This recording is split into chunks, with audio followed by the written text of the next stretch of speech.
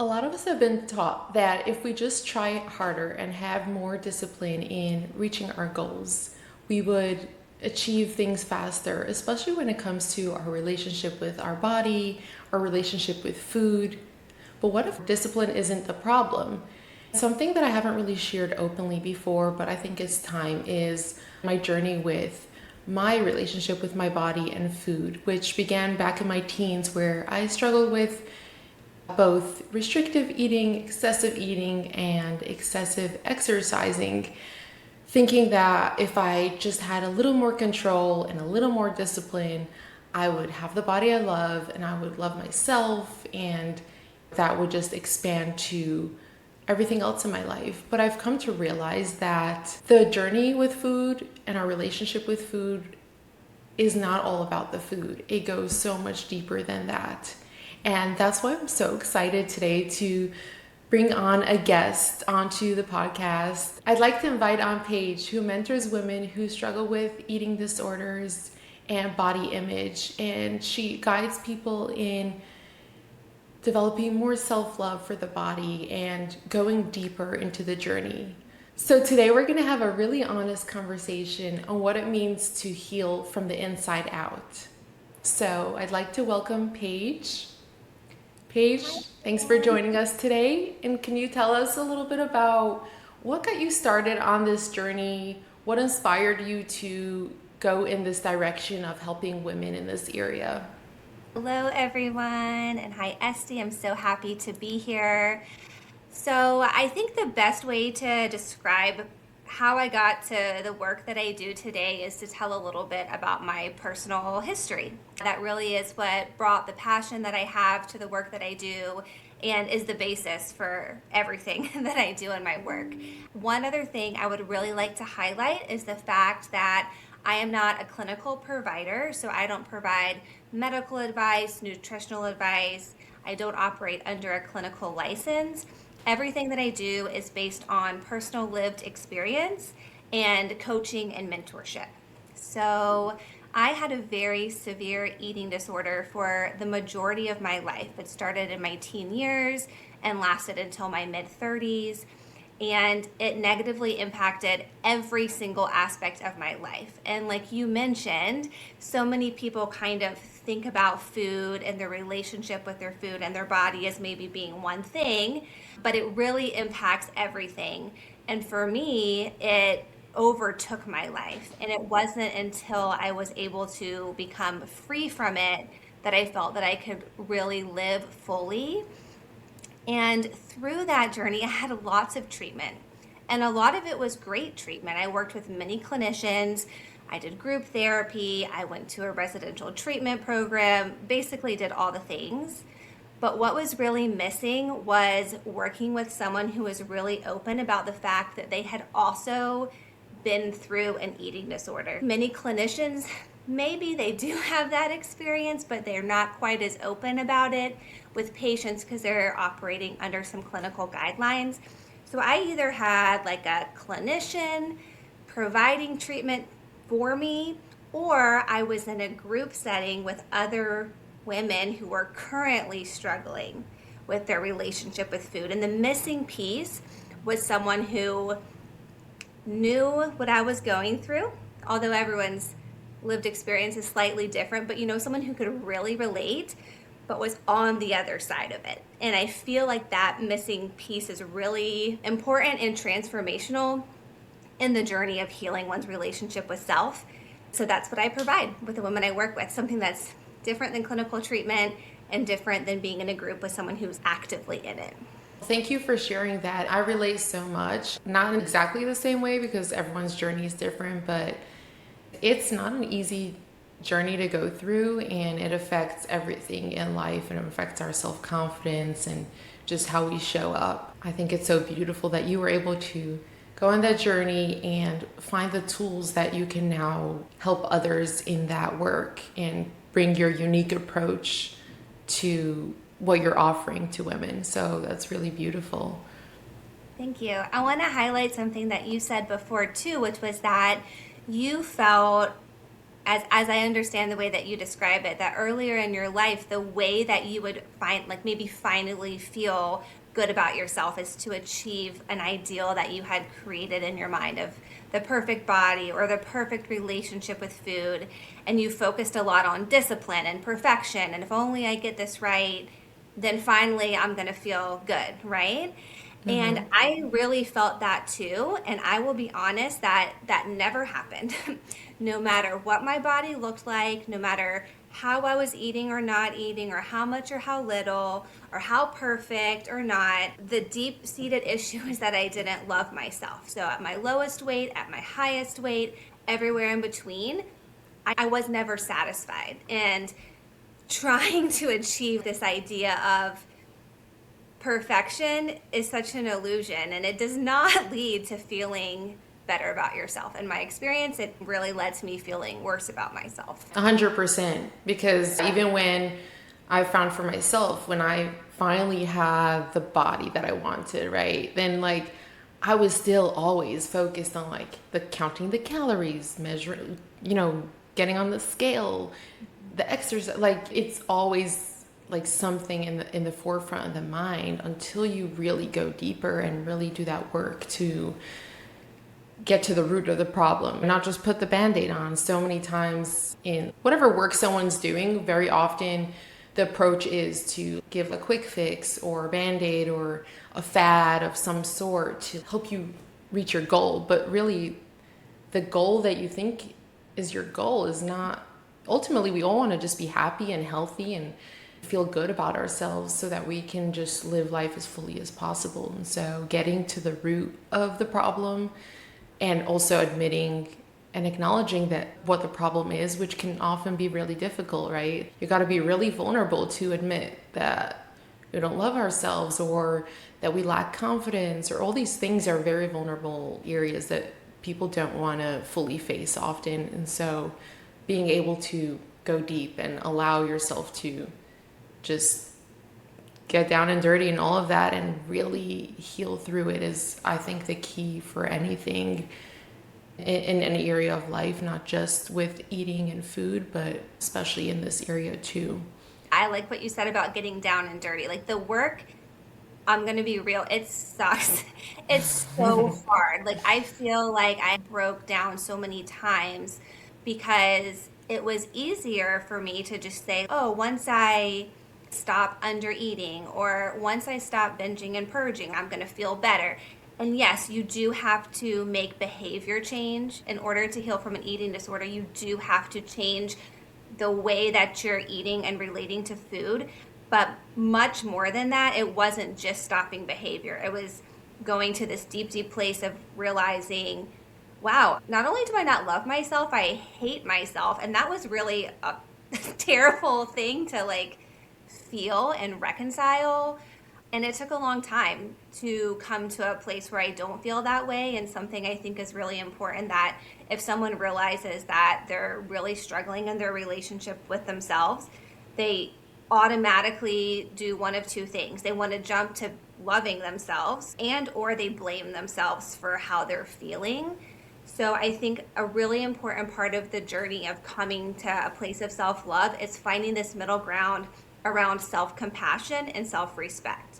And that has to do with like how you relate to your body too. So I didn't go from a place of hating my body to loving it with one jump. I went to a place of saying, okay, I may not love myself and my body. However, I do believe that it is important for me to treat myself with compassion and respect as I would any other human.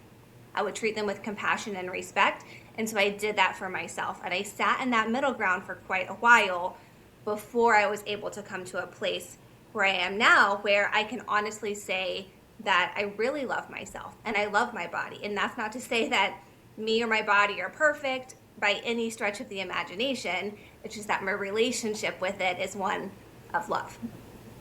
Yeah, absolutely. What do you think was the shift for allowing you to switch from focusing on specifically the eating disorder and then kind of transitioning into really diving deep into the self love and the real inner work? Was it a practitioner you were working with, or was it just other work that you were doing on your own? That's a great question. It was honestly a combination of things. And I think that's something important to highlight is that people who do not have diagnosed eating disorders still struggle with the relationship with food and body.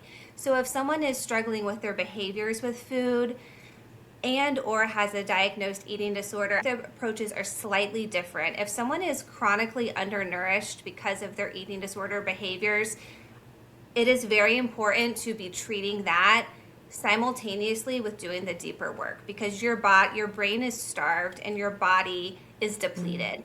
And I do not want to diminish the importance of working with a clinical provider like a therapist and a dietitian to focus on that area. I don't think that you can heal your relationship emotionally, energetically, spiritually with yourself when you're in a survival and starvation mode.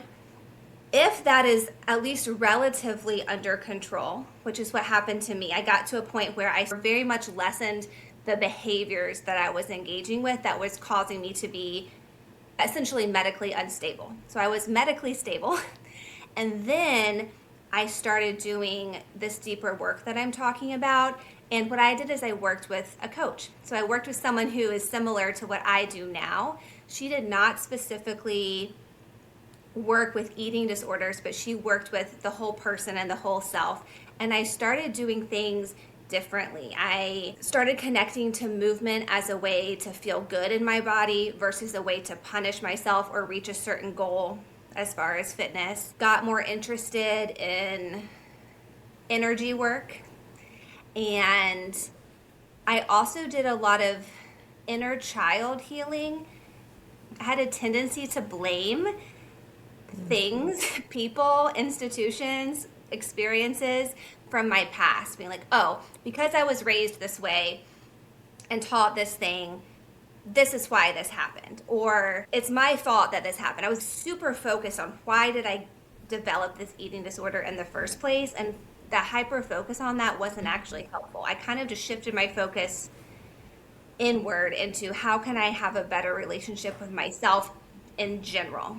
Absolutely. And I appreciate you highlighting at the beginning that part about if someone is in a vulnerable state, they need to seek the proper help and heal the starving brain, because it's very important and want to make sure that comes across as well.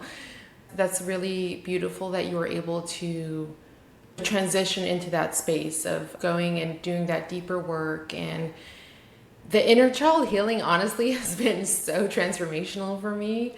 I've been doing a lot of that as well. And it's really the source of everything, because at the end of the day, no matter how grown up someone is, and no matter how successful and polished and cool with it, whatever, we look up to these people in our lives, and these role models are successful people. And at the end of the day, we all have that inner child inside of us that has these needs and these unhealed parts that will show up in certain situations. And learning to tend to those versions of ourselves is really like the key to everything, and learning that we are not just that part, but we're the sum of all the parts, right? We are the 9-year-old, the 5-year-old, the 12-year-old. We're everything. And then we're also our current version of self, and our self who's able to view it all kind of from like an outside perspective, looking inward, and be able to show up for all those parts. That inner child healing has been, maybe I'll do a whole episode on that perhaps, because I feel like so many people don't really know about it, or like think it's like weird stuff. It is what it is. You definitely should do another episode all about this. One thing that I realized, and this is not to speak negatively about my parents or my primary caregivers when I was a child, but they were doing the best they could with what they knew. And it just so happened that I was not taught how to deal with my emotions in a healthy way.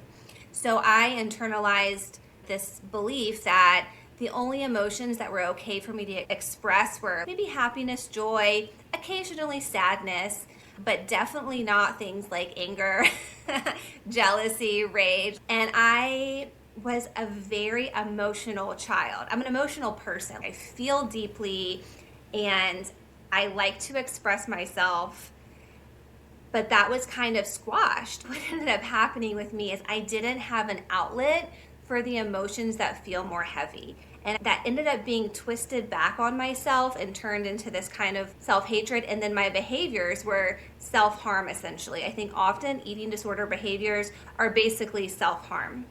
And part of it was because I just didn't know what to do with the heaviness of the emotions that I felt. So part of the inner work that I did was kind of this idea of reparenting yourself. Like, what would I have needed as a child who was overwhelmed or angry? How can I express those emotions now in ways that are healthy for me and not destructive? And another thing I want to highlight that I see very frequently with most people who are struggling with food, body image, this whole area, whether it's a diagnosed issue or not, is one, a desire to kind of numb because emotions feel so intense, the world feels so intense that you just can't deal. So the eating disorder or those types of behaviors can help you numb out in a way so that you are not feeling the intensity of things. And then the other one is the desire to feel something.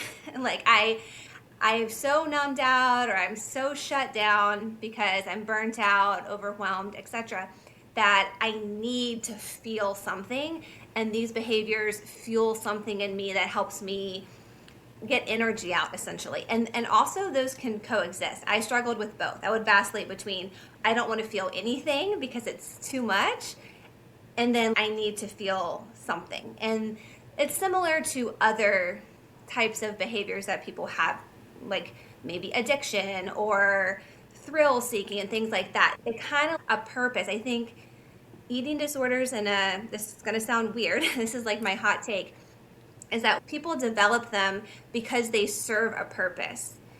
And that purpose might be self-protection, a feeling of being in control, something to that effect. However, we realize that that purpose is killing us, basically, or that way of achieving that purpose is killing us, and we have to learn new tools and new strategies to cope with the things in life that feel so heavy and intense that are not harming us. So that was like a long spiel about the work Yeah.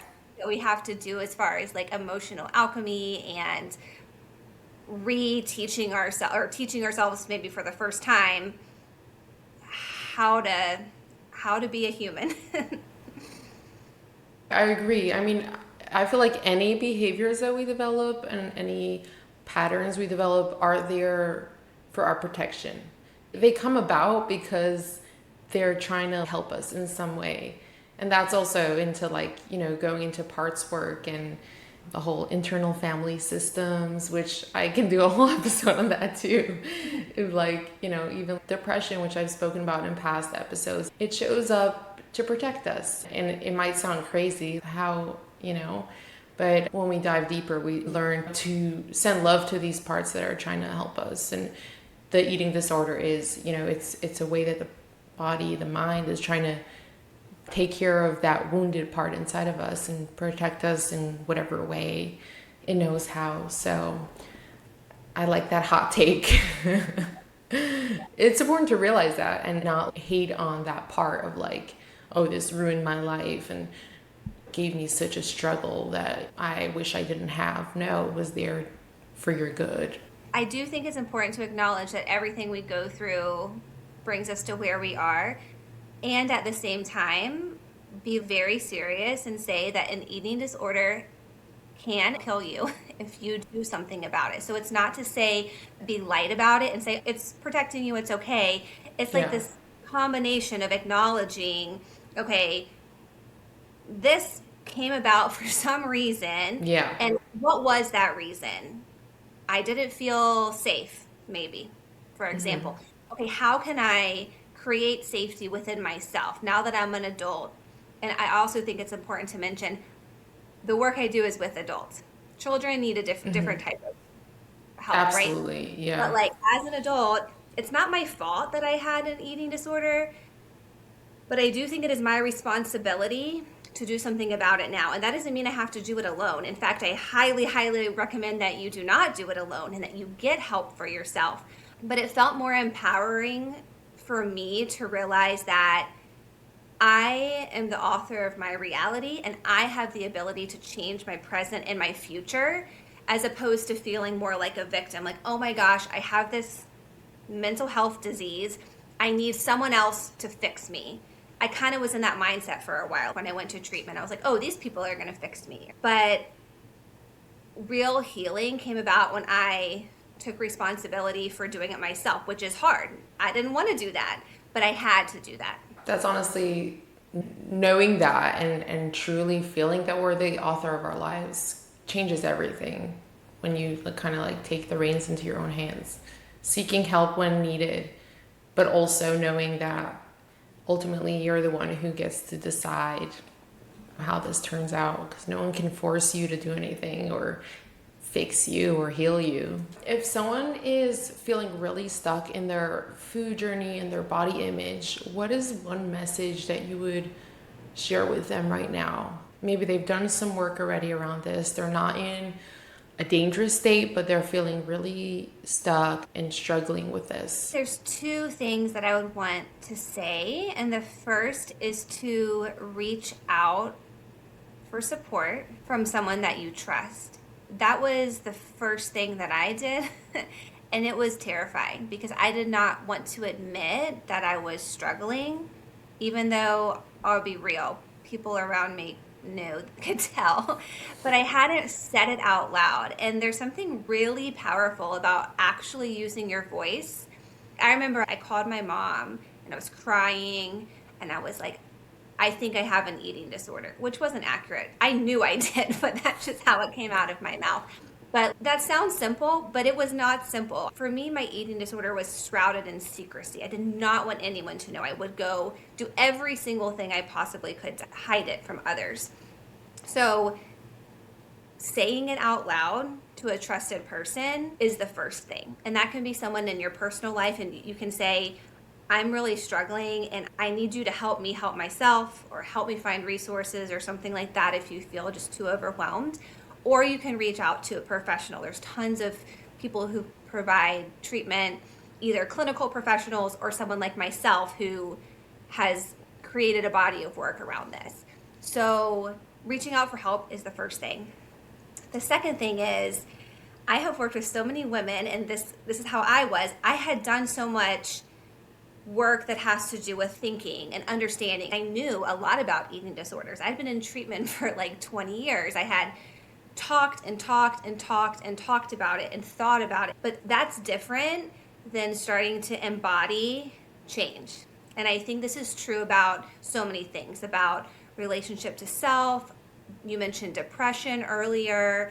Anyone who wants to change their life can spend as much time as they want reading books, listening to podcasts, talking about the change that they want. But it's not until you actually implement it and embody a new or different version of yourself that change actually starts to happen. And that kind of sounds weird for people who aren't familiar with this, and they're like, okay, well, like, how do I do that? Reach out to someone like myself. That's what I teach the women that I work with, is how to start actually creating that change and not just understanding it conceptually. I love that. Beautiful. So, what kind of message do you want to leave people with? Anyone who's listening to this podcast, what do you want them to walk away with from this episode? A lesson, a takeaway, maybe an action step, or anything that would be impactful. There's so many things I feel like I could share, but what I would like to share is that you are perfect and deserving of love exactly as you are. Yes, you might be struggling with something that you want to change. You might desire something different in your life, and you can achieve that. But I don't believe that you can achieve that by punishing yourself and having more discipline and being more strict. I don't think people can hate themselves into evolution, essentially. I think you can love yourself into the best version of you. Absolutely. Once you get to that place of self love, that's when everything starts to open up, literally. Yeah. All right. Well, thank you so much for joining today, Paige. It was so fun to chat with you and have this conversation because, like I mentioned in the beginning, I haven't really been open about it. I mean, my parents kind of chatted with them as growing up when I was really struggling, but I don't think I've ever really even had these conversations with friends. Not because I was trying to be secretive about it, it just didn't really come up. And it just is really nice to have an open conversation and just share with you and with our listeners, just allowing them to know that we all go through things. And like you said, when we voice things and we speak up and we allow people to hear us, it's really powerful in allowing our full self to show up and not feel like we have to project or present a certain image of what we want people to think of us as. So it was really beautiful for me to be able to bring this conversation to the podcast. So thank you so much. And where would you love people to connect with you? If anyone wants to connect with you further, how can they reach you? Thank you. First, I just want to say thank you for having this platform to share. It's very powerful when we speak our truth and share with others. And I think that when women are honest and open about their experiences, it gives other women permission to say, oh, I'm struggling with this too, or it makes people feel seen and feel safe. So I want to thank you for being open about this. It's sometimes it can be hard to talk about, or sometimes it might just not come up. However, I do think it is extremely common for women in our culture to be struggling with their relationship with self. So I'm very happy that I could join you for this conversation.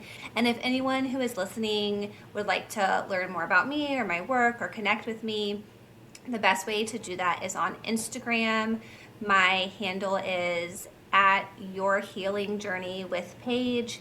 I share a lot of information on there. I answer all DMs myself, so if someone wants to follow and send me a DM with a question, I'd be happy to chat. I also have information about how to work with me that's on that page too. Amazing. All right. Well, I'll drop your handle in the description too. That way they can go right to you and chat further if they choose. Thank you everyone for joining this conversation, and I hope that you can take something away from it that is impactful to you for today.